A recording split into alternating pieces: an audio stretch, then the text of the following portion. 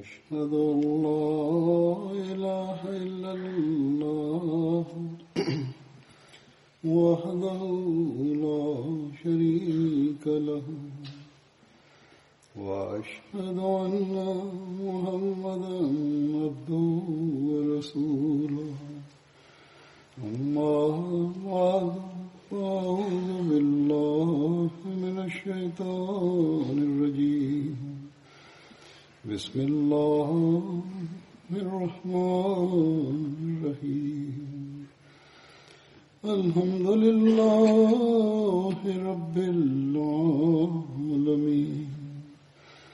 الرحمن الرحيم مالك يوم الدين إياك نعبد وإياك نستعين اهدنا الصراط المستقيم صراط الذين أنعمت عليهم غير المغضوب عليهم ولا الضالين. تناولت في الخطبة الماضية ذكر عتبة بن غزوان ضمن ذكر الصحابة، ولا يزال مستمرا، وسأذكر اليوم بعض الأمور الأخرى في هذا السياق. لقد بعث النبي صلى الله عليه وسلم في العام الثاني للهجرة سرية إلى النخلة، وأمر عليها ابن عمته عبد الله بن جحش، وكان عتبة في هذه السرية. لقد ذكرت بعض تفاصيلها في ذكر أحد الصحابة، وأذكر باختصار بعض الأمور المتعلقة بها هنا أيضا.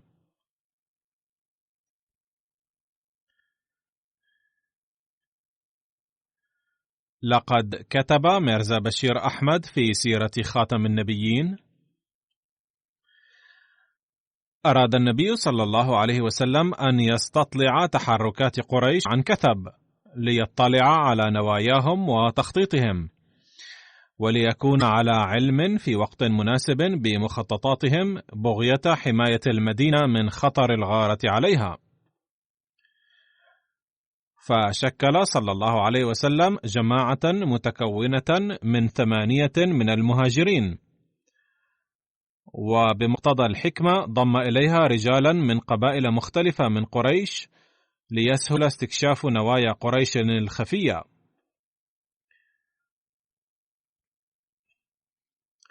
وأمر على هذه الجماعة ابن عمته عبد الله بن جحش. ولكي تبقى الغاية من إرسال هذه الجماعة خافية على عامة المسلمين أيضا، لم يخبر النبي صلى الله عليه وسلم حتى أمير هذه الجماعة عن الجهة التي يرسل إليها، ولا عن الهدف وراء إرساله، بل أعطاه عند انطلاقه رسالة مختومة وقال: إن فيها تعليمات لك، وعليك أن تسافر من المدينة إلى جهة كذا، وافتح الرسالة بعد أن تقطع مسافة 2 يوم، واعمل بما ورد فيها. فلما قطع مسافة 2 يوم فتح عبد الله رسالة النبي صلى الله عليه وسلم، فوجد فيها أن اذهب إلى وادي النخلة الكائن بين مكة والطائف، واستطلع أحوال قريش وأخبرنا بها.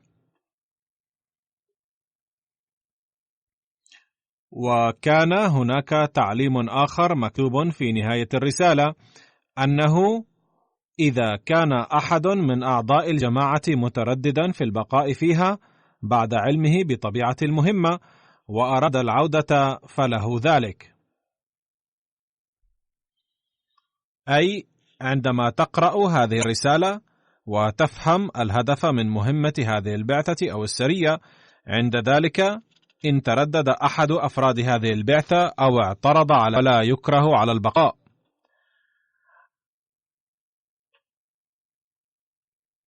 على أي حال، فقد أمر النبي صلى الله عليه وسلم عبد الله أن يسمح بالعودة لمن يستأذنه،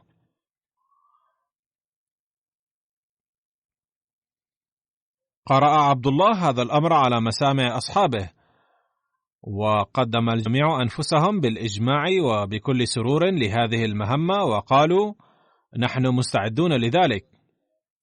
ثم رحلت هذه الجماعة إلى النخلة، وفي الطريق فقدوا جمل سعد بن أبي وقاص وعتبة بن غزوان، فانفصلا عن أصحابهما في البحث عن بعيريهما الذي فقداه، ولم يتم العثور على سعد بن أبي وقاص وعتبة بن غزوان على الرغم من البحث الكثير.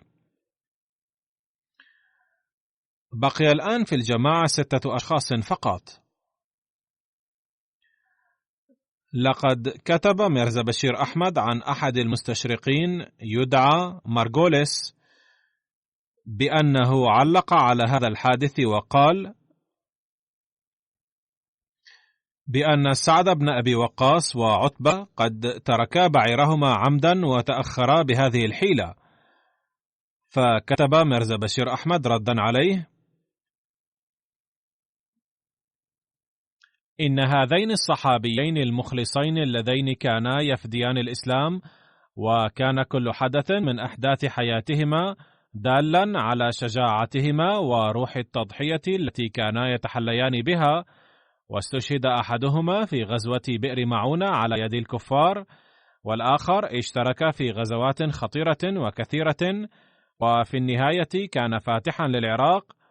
فإن إثارة مثل هذه الشبهة عن مثل هؤلاء الصحابة بناء على أفكار مزعومة مخترعة لهو نصيب السيد مارغوليس.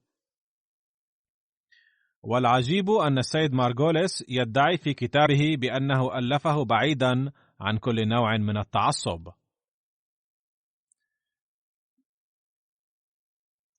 على أي حال، هذه هي طريقتهم، بأنهم لا يفوتون فرصة للاعتراض على الإسلام والمسلمين. والآن أعود إلى واقعة هذه السرية. لقد وصلت هذه الجماعة الصغيرة إلى النخلة وانشغلت في عملها، أي استطلاع نوايا كفار مكة، وهل ينوون الهجوم على المدينة أو ما هو تخطيطهم. وحلق بعضهم رؤوسهم ناوين إخفاء مهمتهم حتى يظن الناس أنهم جاءوا معتمرين فلا يشكوا في أمرهم. وفي أحد الأيام وصلت إلى هناك قافلة صغيرة لقريش تمر بهم في طريقها من الطائف إلى مكة، وواجهت الجماعتان بعضهما.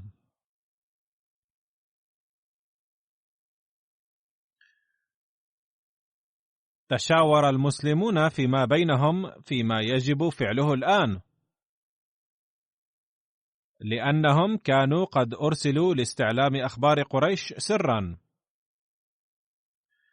ولم يرسلوا للمهاجمة المخططة.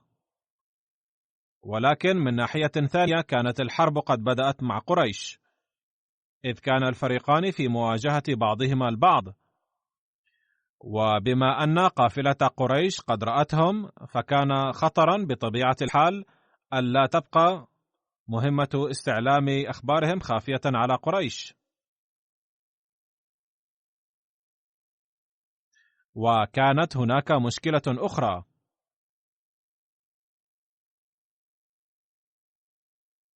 وهي أن بعض المسلمين كانوا يظنون أنه اليوم الأخير من الشهر الحرام رجب، الذي لا يجوز فيه القتال بحسب عادة العرب القديمة.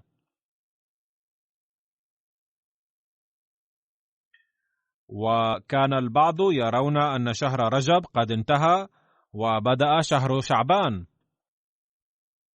وجاء في بعض الروايات أن هذه السرية كانت قد أرسلت في جماد الآخرة، فكان هناك شك فيما إذا كانت هذه أيام جماد الآخرة أم أيام رجب. كان وادي النخلة واقعا على حدود منطقة الحرم، وكان واضحا أنه لو لم يتم البت في الأمر اليوم لدخلت القافلة في اليوم التالي منطقة الحرم التي لا بد من احترام حرمتها.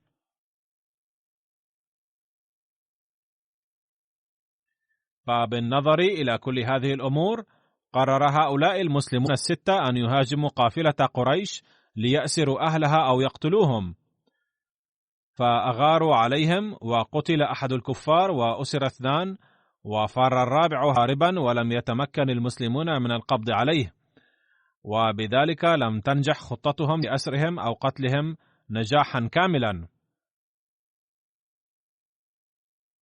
واستولى المسلمون على أمتعة قافلة الكفار كلها. ولما كان أحد أفراد القافلة قد فر هاربا، وكان من المتوقع أن يصل خبر هذه المواجهة إلى مكة، فعاد عبد الله بن جحش أيضا إلى المدينة فورا مع أصحابه ومال الغنيمة الحاصل من هذه المواجهة. يعترض هنا السيد مارغوليس فيقول: إن محمدا صلى الله عليه وسلم قد أرسل هذه الجماعة من المسلمين في الشهر الحرام قصدا، ظنا منه أن قريش سيكونون غافلين في هذا الشهر، وبالتالي ستكون للمسلمين فرصة سانحة ويقينية لمهاجمة القافلة وسلبها. ولكن يمكن أن يفهم كل عاقل أنه لا يمكن إرسال مثل هذه الجماعة الصغيرة إلى تلك المنطقة البعيدة من أجل مهاجمة القافلة وسلبها، ولا سيما إذا كان مركز العدو قريبا جدا من مسرح الأحداث. ثم ثبت تاريخيا بشكل قطعي أن هذه الجماعة قد أرسلت لاستطلاع الأخبار، فلما بلغ النبي صلى الله عليه وسلم أن هذه الجماعة من الصحابة هاجموا القافلة سخط كثيرا. ولما عادت هذه الجماعة إلى النبي صلى الله عليه وسلم وسردوا له القصة وأطلعوه على ما جرى، سخط صلى الله عليه وسلم كثيرا وقال: ما مفاده؟ لم آذن لكم أن تقاتلوا في الشهر الحرام، ورفض أن يأخذ مال الغنيمة. فندم عبد الله بن جحش وأصحابه كثيرا، وظنوا أنهم هالكون نتيجة سخط الله ورسوله عليهم. ولامهم بشدة الصحابة الذين كانوا في المدينة وقالوا: ما هذا الذي فعلتموه؟ ومن ناحية ثانية أثارت قريش ضجة بأن المسلمين نقضوا حرمة الشهر الحرام. ولما كان المقتول في هذه المواجهة أي عمرو بن الحضرمي من الرؤساء، وكان حليفا أيضا لعتبة بن ربيعة رئيس مكة، لذا فقد أشعل هذا الحادث نار غضب قريش، وبدأوا يستعدون للهجوم على المدينة بشدة أكثر من ذي قبل. باختصار، بدأت الأقاويل حول هذا الحادث بين المسلمين والكفار، وقيل أنهم هاجموا في الشهر الحرام. وأخيرا نزل الوحي التالي في القرآن الكريم مطمئنا للمستجيبهم أن القتال في الشهر الحرام مكروه جدا، ولكن منع ناس من دين الله قهرا في الشهر الحرام والكفر بالشهر الحرام والمسجد الحرام، أي نقض حرمتهما وإخراج سكان الحرم منه قهرا كما تفعلون أيها المشركون، كل هذه الأمور أسوأ عند الله من القتال في الشهر الحرام. وإن عيث الفتنة في البلد في أثناء الشهر الحرام أسوأ عند الله من القتل الذي يكون لدرء الفتنة. فيا أيها المسلمون، هذا هو حال المشركين، أنهم قد عموا في عداوتكم لدرجة لن يرتدعوا عن قتالكم في أي وقت وفي أي مكان، ويستمرون في قتالهم هذا حتى يردوكم عن دينكم إن استطاعوا. يثبت من التاريخ أن زعماء قريش كانوا يستمرون في مؤامراتهم الدامية في الشهر الحرام أيضا، بل كانوا يسارعون أكثر في مكائدهم المبنية على الفتنة والفساد في الأشهر الحرم، مستغلين الاجتماعات والأسفار فيها. كذلك كانوا ينقلون بوقاحة شديدة أشهر الحرام من مكانها إلى مكان آخر، وكانوا يذكرون هذا الأمر بالنسيء. هذا وقد أوصل كفار مكة وأشياعهم الظلم منتهاه بعد ذلك، إذ قاتلوا بعد صلح الحديبية في الحرم ضد قبيلة حليفة للمسلمين على الرغم من وجود المواثيق، وعندما خرج المسلمون لنصرة تلك القبيلة قاتلوهم أيضا في منطقة الحرم بعينها.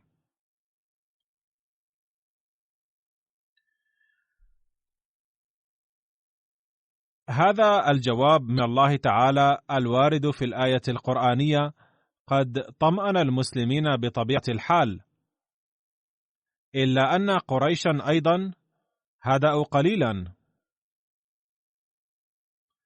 وفي هذه الأثناء وصل ممثلوهم إلى المدينة لتحرير أسيرين منهم، ولما لم يكن سعد بن أبي وقاص وعتبة بن غزوان قد رجعا إلى ذلك الحين،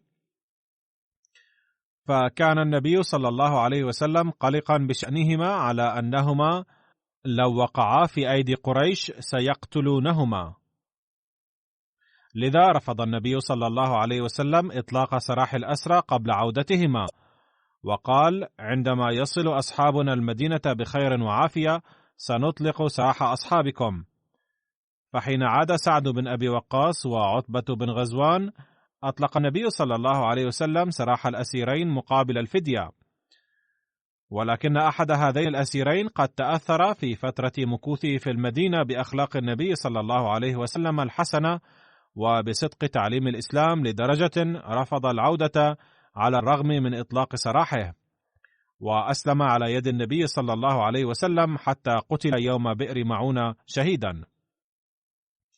إذن إن إسلامه ثم تقديمه التضحية في سبيل الإسلام يكفي للرد على اعتراض مارغوليس، ولكن هؤلاء الناس يغضون الطرف عن هذه الأمور عادة. شهد عتبة بن غزوان بدرا وجميع الغزوات بعدها مع النبي صلى الله عليه وسلم، كما شهد خباب وسعد وهما رقيقان اعتقهما عتبة بن غزوان بدرا معه.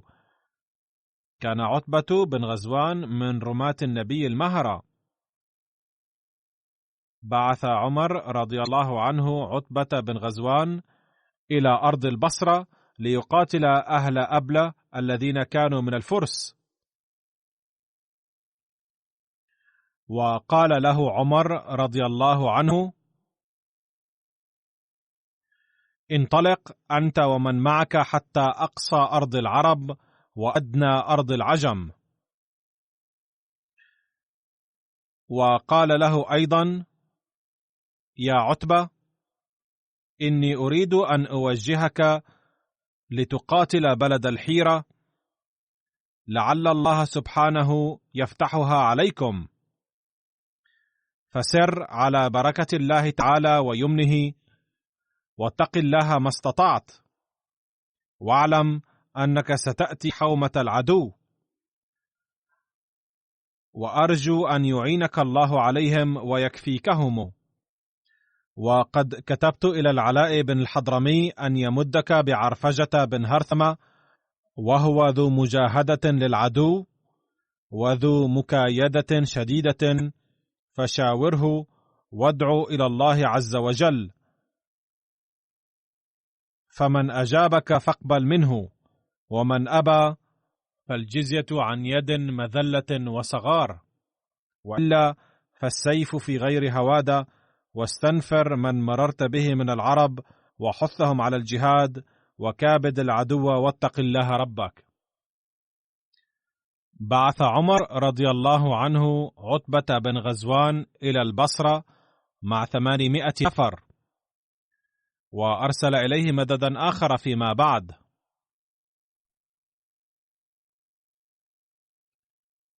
فتح عتبة بن غزوان أبلة وحدد حدود البصرة، وهو أول من عمر مدينة البصرة، وجعل رضي الله عنه عتبة بن غزوان واليا عليها.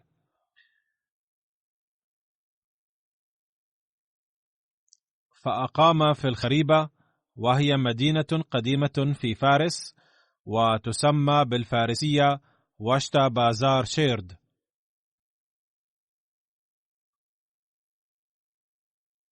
وقد أطلق عليها العرب الخريبة،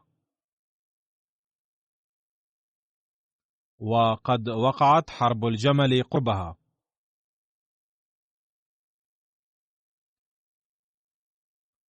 كتب عتبة بن غزوان إلى عمر رضي الله عنهما أنه لا بد للمسلمين من مكان يقضون فيه شتاء ويقيمونه عند العودة من الحروب.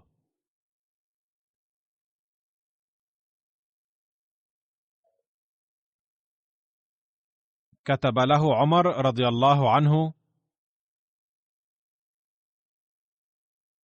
ابحث عن مكان قرب الماء والمرعى، فأقامهم عتبة في البصرة،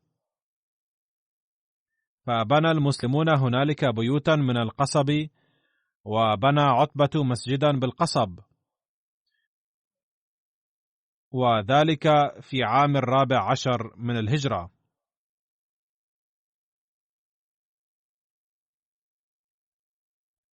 وبنى عتبة رضي الله عنه بيت الأمير في مكان مكشوف قرب المسجد. كلما خرج الناس للقتال أزاحوا بيوتا مبنية من القصب وربطوها وبنوا بيوتا منها عند العودة كما كانت. بعد فترة بدأ الناس ببناء بيوت مشيدة هناك،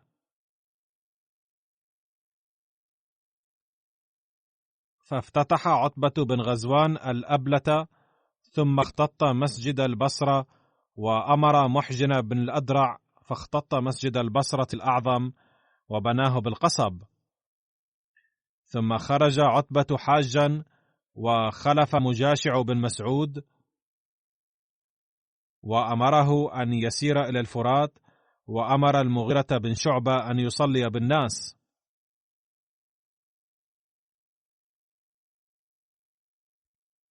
وكان عتبة بن غزوان قد استعفى عمر عن ولايتها فأبى أن يعفيه، فقال: اللهم لا تردني إليها، فسقط عن راحلته فمات سنة 17 وهو منصرف من مكة إلى البصرة بموضع يقال له معدن بني سليم، ويقال بل مات بالربذة سنة 17 من الهجرة، وقيل بل مات عتبة بن غزوان سنة 17 من الهجرة وهو ابن 57 سنة بالبصرة.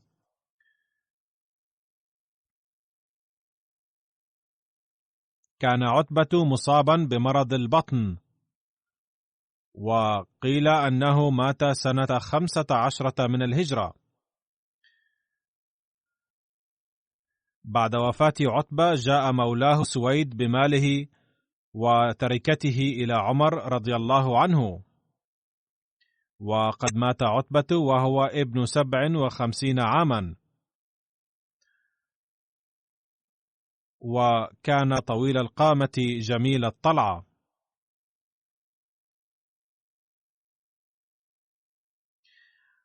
عن خالد بن عمير العدوي قال: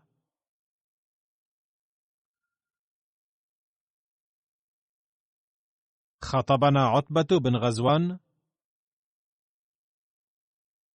فحمد الله تعالى وأثنى عليه، ثم قال: بعد، فإن الدنيا قد آذنت بصرم وولت حذاء، وإنما بقي منها صبابة كصبابة الإناء، وأنتم منتقلون عنها إلى دار لا زوال لها، فانتقلوا منها بخير ما بحضرتكم، فإنه ذكر لنا أن الحجر يلقى من شفير جهنم فيهوي 70 عاما لا يدرك لها قعرا، والله لتملأن جهنم،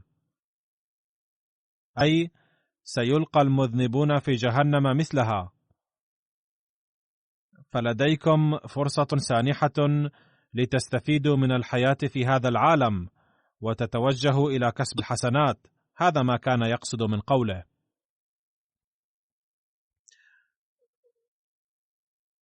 ثم قال: أتعجبون؟ وأخبرتم أن ما بين المصراعين من مصاريع الجنة مسيرة 40 عاما، وليأتين عليه يوم وهو كظيظ بالزحام. لقد رأيتني 7 مع رسول الله صلى الله عليه وسلم، ليس لنا طعام إلا ورق الشجر، أي قد أتى علينا وقت صعب إذ كنا نعيش على أوراق الشجر حتى قرحت أشداقنا. ثم يقول عن نفسه: إني وجدت بردة فشققتها فأعطيت سعد بن مالك نصفها، فصنعت إزارا من النصف ومن النصف الآخر سعد لغطاء جسمه، أي كنا نعيش الفقر حيث لم يكن يتوفر لنا رداء كامل لستر أجسادنا، وما منا اليوم رجل إلا وهو أمير على مصر من الأمصار، وأعوذ بالله أن أكون في نفسي عظيما وعند الله صغيرا. قال ذلك تواضعا، إنه يرى نفسه صغيرا جدا. الآن قد تغيرت الأوضاع وحصلت السعة، لذا يجب أن تخافوا كثيرا. ثم قال: لم تكن نبوة فتطاولت إلا تناسخت ملكا، وتدركون الحقيقة وستجربون الأمراء بعدنا. فقد قال: إن المسلمين أيضا سوف يحبون الدنيا، وعندها سترون أن ما أقوله صحيح، لذا عليكم أن تبقوا متوجهين إلى الله دوما، وتهتموا بالدين والروحانية دوما، وبذلك ستتوفر لكم الوسائل لدخول الجنة.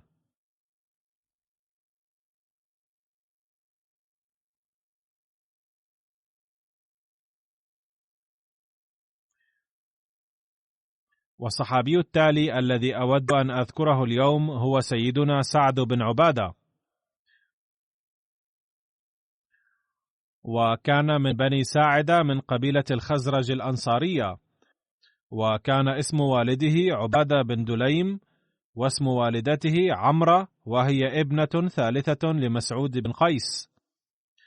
والدته أيضا تشرفت بمبايعة النبي صلى الله عليه وسلم. كان سيدنا سعد بن عبادة ابن خالة سيدنا سعد بن زيد الأشهلي الذي كان من أهل بدر. كانت لسعد بن عبادة رضي الله عنه زوجتان، إحداهما غزية بن سعد فولدت له سعيدا ومحمدا وعبد الرحمن، والثانية فقيهة بنت عبيد التي ولدت له قيسا وأمامة وسدوس. كانت مندوس بنت عبادة أخت سيدنا سعد بن عبادة التي تشرفت بمبايعة النبي صلى الله عليه وسلم، وكانت لسعد بن عبادة أخت أخرى اسمها ليلى ابنة عبادة، وهي الأخرى تشرفت بالإسلام. كان سعد بن عبادة رضي الله عنه يكنى أبا ثابت، وذكر البعض أن كنيته أبو قيس، ويبدو أن القول الأول هو الصحيح، أي أبو ثابت. كان سيدنا سعد بن عبادة نقيبا لقبيلة خزرج الأنصارية، وكان سيد القوم وكريما، وكان حامل لواء الأنصار في كل الغزوات. كان سيدنا سعد ذا وجاهة وسيادة في الأنصار، وكان قومه يقبلون سيادته، وكان في الجاهلية أيضا يعرف الكتابة باللغة العربية، مع أنه في ذلك العصر كان قليل يعرفون الكتابة، وكان ماهرا في السباحة والرماية أيضا، والذي كان ماهرا في هذه الأمور يعد كاملا. في العصر الجاهلي كان سيدنا سعد بن عبادة وقبله آباؤه يعلنون من حصنهم أن الذي يريد اللحم والشحم فليأتي إلى حصن دليم بن الحارثة. يروي هشام بن عروة عن أبيه أنه وجد سعد بن عبادة يوم كان ينادي من حصنه أن الذي يحب اللحم والشحم فليأتي إلى سعد بن عبادة، أي كان يذبح الحيوانات ويوزع لحمها. ووجدت ابنه أيضا كذلك، فهو الآخر كان يدعو الناس. ذات يوم كنت أمر على طريق المدينة وكنت شابا، فمر بي سيدنا عبد الله بن عمر، وكان متوجها إلى أرضه في عالية، وهي واد على بعد 10 أميال من المدينة تجاه نجد. فقال لي: تعال إلي أيها الشاب. ثم قال: هل ترى أحدا يدعو من حصن سعد بن عبادة؟ وكان الحصن قريبا، فنظرت إلى هنا وقلت: لا. فقال: صدقت، يبدو أن عمل توزيع اللحم بسخاء هذا لم يستمر بعد سعد بن عبادة، لذا قد سأله سيدنا عبد الله بن عمر. يقول سيدنا نافع أن عبد الله بن عمر مر من حصن سيدنا سعد بن عبادة، فقال لي: يا نافع، هذه بيوت آبائه، حيث كان المنادي ينادي من هنا مرة في السنة أن من يريد أكل اللحم والشحم فليأتي إلى بيت دليم. وبعد وفاة دليم ظل يعلن ذلك عبادة، وبعد وفاته ظل يعلن ذلك سعد، ثم رأيت قيس بن سعد يفعل ذلك، فكان قيس من أجود الناس وكريما جدا. فمن هذه الرواية اتضح أن هذه العادة استمرت حتى أولاده، وبعد ذلك تغيرت.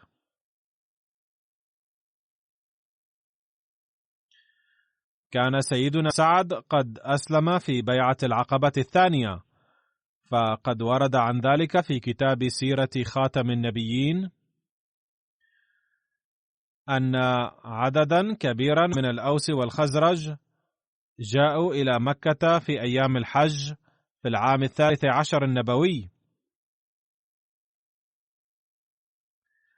وكان 70 منهم إما قد أسلموا أو كانوا يريدون الإسلام، وجاءوا إلى مكة للقاء النبي صلى الله عليه وسلم، وكان منهم مصعب بن عمير أيضا. وكانت أمه ما زالت على قيد الحياة، وكانت تحبه كثيرا وإن كانت مشركة، فلما علمت بمقدمه أرسلت له طلبا أن يقابلها أولا، وبعد ذلك يذهب إلى مكان آخر. فرد عليها مصعب: إني حتى الآن لم أقابل النبي صلى الله عليه وسلم، فسوف آتي لزيارتك بعد لقاء النبي صلى الله عليه وسلم. ثم جاء إلى النبي صلى الله عليه وسلم وأطلعه على أهم الأمور، ثم جاء إلى أمه، فكانت غاضبة جدا منه لأنه لم يقابلها أولا، فبكت كثيرا واشتكت. فقال لها مصعب: يا أماه، أقول لك أمرا جيدا وهو نافع لك كثيرا ويحسم كل النزاعات. فقالت: ما هو؟ فقال لها مصعب بهدوء: إنما هو أن تترك الوثنية وتسلمي وتؤمني بالنبي صلى الله عليه وسلم. فكانت مشركة قوية، فبدأت تصرخ بسماع ذلك مقسمة بالنجوم أني لن أدخل دينك أبدا، وطلبت من أقاربها إشارة أن يمسكوا بمصعب ويحبسوه، لكنه كان متنبها فانفلت منهم ركضا. لقد ورد بخصوص بيعة العقبة الثانية أن النبي صلى الله عليه وسلم كان قد علم من مصعب رضي الله عنه بمجيء الأنصار، وكان بعضهم قد قابلوه أيضا على انفراد،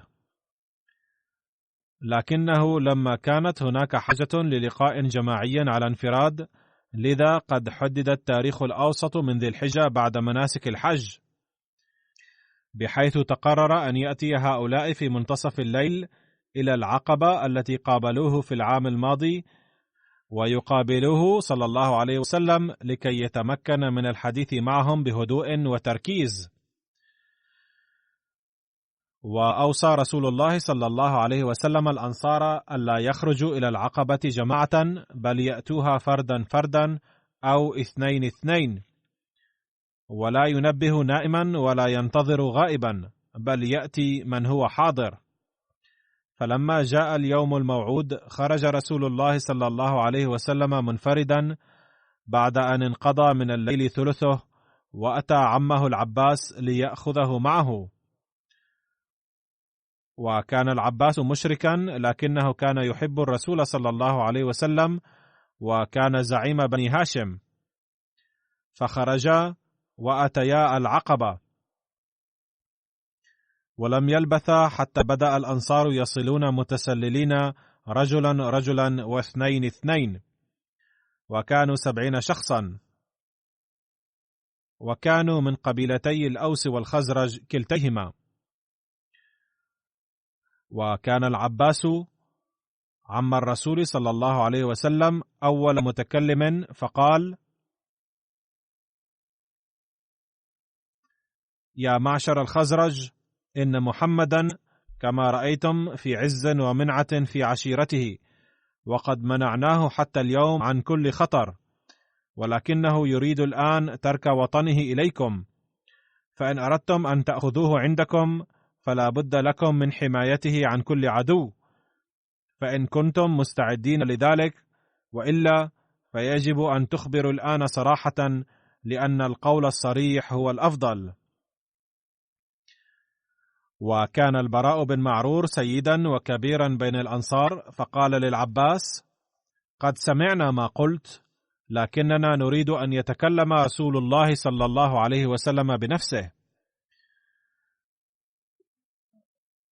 فتلا رسول الله صلى الله عليه وسلم آيات من القرآن الكريم، وألقى خطابا وجيزا بين فيه تعاليم الإسلام وحقوق الله وحقوق العباد، وقال: كل ما أريده منكم هو أن تمنعوني مما تمنعون منه نساءكم وأبناءكم لو اقتضى الأمر.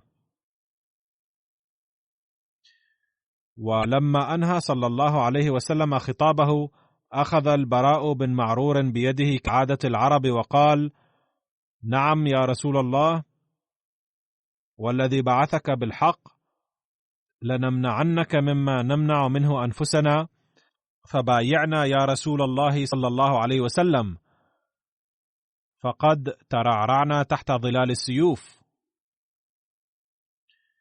وبينما كان البراء يكلم رسول الله صلى الله عليه وسلم، قاطعه أبو الهيثم بن التيهان فقال: يا رسول الله، إن بيننا وبين يهود يثرب أواصر قديمة، وسوف تنقطع هذه العلاقات لو صرنا حلفاء لك، فهل عسيت إن نحن فعلنا ذلك ثم أظهرك الله أن ترجع إلى قومك ووطنك وتدعنا؟ فتبسم رسول الله صلى الله عليه وسلم وقال: بل دمكم دمي، أحارب من حاربتم وأسالم من سالمتم.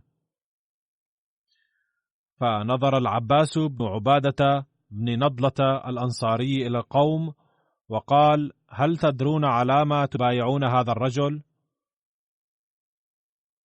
إنكم تبايعونه على حرب الأحمر والأسود من الناس، أي أن كل قوم سوف يعادونكم ببيعة النبي صلى الله عليه وسلم، فضعوا هذا في الاعتبار وكونوا جاهزين لكل تضحية. فقال القوم: نعم، نحن نعلم هذا، ولكن ما لنا بذلك يا رسول الله إن نحن وفينا؟ قال: يعطيكم الله الجنة التي هي أكبر ما عنده من جزاء ومكافأة. فقالوا كلهم: نرضى بهذه الصفقة، أبسط يدك يا رسول الله. فبسط النبي صلى الله عليه وسلم يده، فباعت جماعة من 70 فدائيا أنفسهم لرسول الله صلى الله عليه وسلم في هذه المعاهدة الدفاعية، وتسمى بيعة العقبة الثانية. ثم بعد البيعة قال رسول الله صلى الله عليه وسلم لهم: لقد اتخذ موسى من قومه 12 نقيبا، وأريد أن أجعل عليكم 12 نقيبا، ويكونون كفلاء على قومهم ككفاءة الحواريين لعيسى بن مريم، ومسؤولين عن قومهم عندي، فأخرجوا إلي منكم 12 اسما ممن ترونهم أهلا لذلك.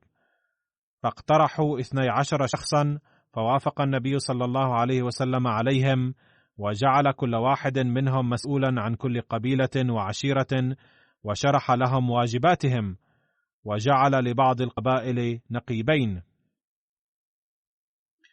بعدها أوصى العباس بن عبد المطلب الأنصار بأخذ الحيطة القصوى، مخافة أن يصل قريشا خبر هذه المعاهدة فتحصل المشاكل،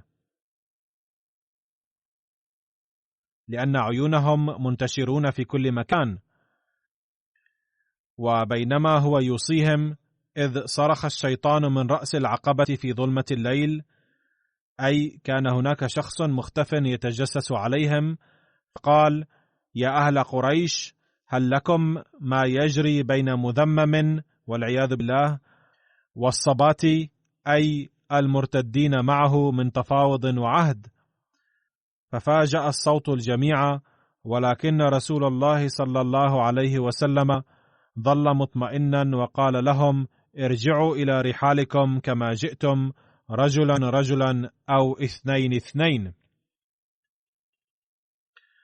فقال العباس بن عبادة بن نضلة الأنصاري: يا رسول الله، إنا لا نخاف أحدا، لئن شئت لنميلن على قريش غدا بأسيافنا وننتقم منهم على اضطهادهم.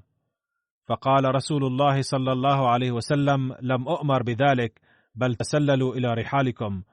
فخرج الجميع من العقبة فردا فردا أو فردين فردين، ورجع النبي صلى الله عليه وسلم مع عمه العباس إلى مكة.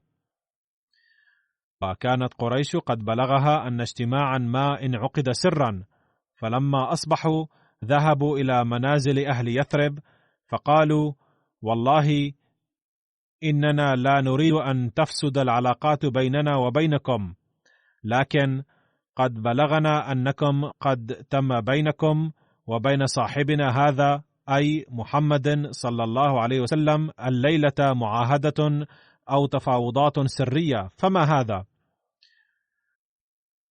فلما كان بين الأوس والخزرج مشركون يعبدون الأصنام، ولم يكونوا يعلمون عن واقعة هذه البيعة شيئا، فاحتاروا من قول قريش، وحلفوا لهم بالله ما كان من هذا شيء. وكان من هؤلاء عبد الله بن أبي بن سلول، الذي صار فيما بعد رأس المنافقين في المدينة، فقال لقريش: لم يحصل أي شيء كهذا، فأنى لأهل يثرب أن يعقدوا معاهدة كهذه دون علمي بها. وهكذا زال ما كان عند قريش من شك ورجعوا. وبعد قليل خرج الأنصار إلى يثرب، ولكن بعد رحيلهم تأكدت قريش من صحة الخبر بأن أهل يثرب قد عقدوا بالفعل معاهدة مع النبي صلى الله عليه وسلم، فخرج بعضهم على إثر أهل يثرب، ولكن قافلتهم قد ذهبت بعيدا. وكان سعد بن عبادة تخلف عن قافلة أهل يثرب لسبب من الأسباب، فقبض عليه أهل مكة وأوسعوه ضربا، وجروه من ناصيته على أرضها الكثيرة الحجارة. وبلغ ذلك جبير بن معطم وحارث بن الحرب، وكانا من معارف سعد، فأنقذاه من ظلم قريش. لا يزال هناك بعض المواد عن سعد بن عبادة، وسوف أذكرها في الخطبة القادمة إن شاء الله.